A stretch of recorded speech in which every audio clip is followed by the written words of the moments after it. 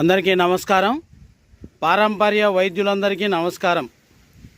మరియు పండ్ల మొక్కలు నాటే వాళ్ళకి చాలా నమస్కారాలు.